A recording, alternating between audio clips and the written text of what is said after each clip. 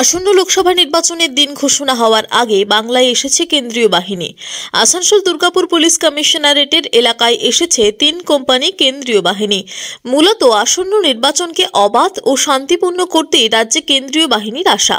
মঙ্গলবার সকালে আসানসোলের কুলটি থানার অন্তর্গত এলাকায় 1 কোম্পানি কেন্দ্রীয় বাহিনী এসে পৌঁছায় এবং এলাকায় টহল দিতে শুরু করে।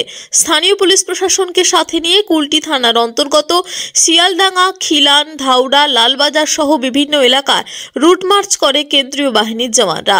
উপস্থিত ছিলেন কুলটি থানার ভারপ্রাপ্ত আধিকারিক এসিপি কুলটি। রুট মার্চের পাশাপাশি স্থানীয় লোকেদের সাথে কথা বলে বাহিনীর জওয়ানরা জনসাধারণের মধ্যে অভয় প্রদান করেন তারা। বাহিনীর রুট মার্চে খুশি এলাকার মানুষজন।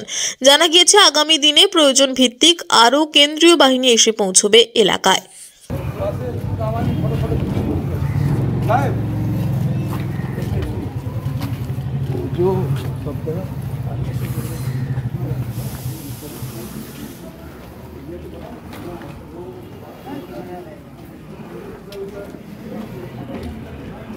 আসানসোল থেকে মহেশ দের রিপোর্ট, টিভি নিউজ 10।